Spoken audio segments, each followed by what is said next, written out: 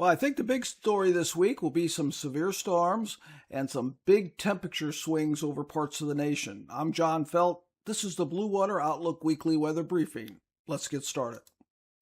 Well, some of the weather risks this week, what we have here today is this enhanced risk, right, centered over just south of Kansas City. That includes the Kansas City area, Topeka, towards Columbia, Missouri. So keep that in mind. And then any of these storms that form here are going to produce some really heavy downpours, and that could result in flooding. Now, we're going to have several fronts pass through this week. The first one is producing this severe weather today, and then here's a second one, and that's going to reinforce the cooler air midweek and bring another chance of severe storms. Now, last week was quite active. Across the plains, we had primarily hail. Those are the purple shades, and then lots of wind damage in the central and eastern part of the U.S. That's the yellow. And quite a few tornadoes. These are the tornadoes last week. And some of these were quite strong. Northern Missouri, across Illinois into Indiana, just south of Chicago. These were EF3 tornadoes, strong tornadoes in that region. Now, as far as the rain goes last week, it was centered right over the central part of the U.S., especially northern Illinois. You know, I put out some information on agriculture. Some of that area had been trending dry, and that's going to erase that.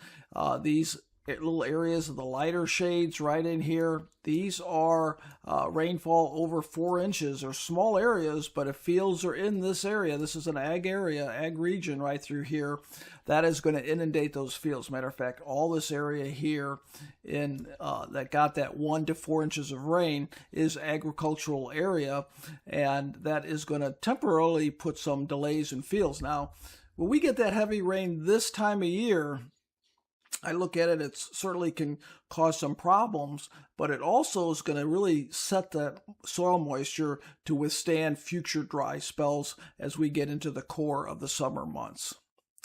Okay, so what we had last week as far as temperature, it fed those storms well above normal temperatures. The red is 6 to 10 degrees above normal.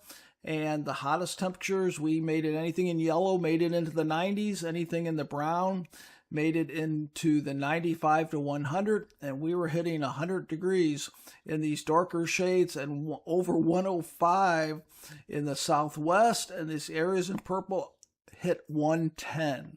So we're really getting hot in the desert southwest. Now, what we have here is dew points are beginning to, they've been in place actually near 70 degrees right near Kansas City. That shows us that we have that potential if we get the lift, and the lift will be that potent cold front. That's going to give us our severe weather. Some of these storms last week here produced some pretty heavy rain, and looks like this area here could get some excessive rain. These are our rivers that are most impacted, yellow being the potential for significant flooding, red being significant flooding is likely. Now, here's the system that's going to be giving us our much cooler weather and our severe storms this weekend. Today, particularly Saturday. Because by Tuesday, look at this jet stream. It dips way to the south here.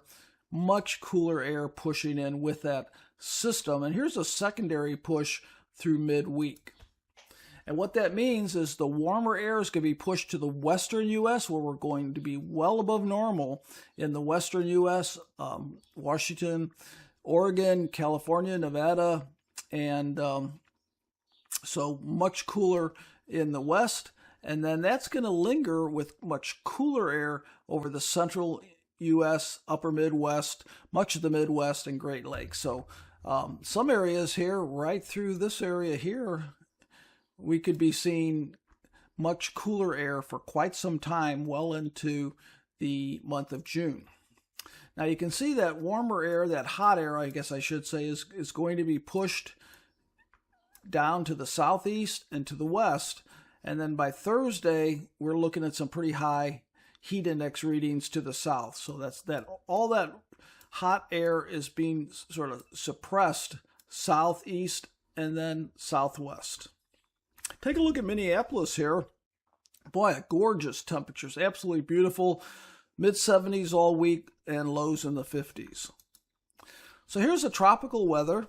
Let's keep an eye on this week. It's not expected to develop, but it is expected to drift up to the north. And what could be significant about that is as that drifts to the north, it could interact with this boundary right here and produce some very heavy rain over parts of Texas.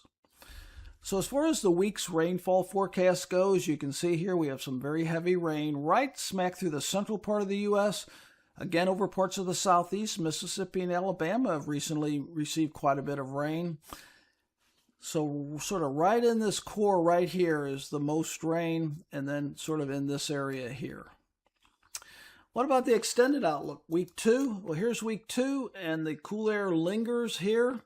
But we do have really unusually hot and humid weather in the east, unusually hot weather in the west. And here's our chances of rain, pretty dry. So the western U.S. hot and dry. So again, as far as the threats, let's keep an eye today on the severe weather risk in this region, in the central U.S., and also the potential of some very heavy downpours. The big trend is going to be much cooler air pushing in to the central U.S. Have a great week. Take care.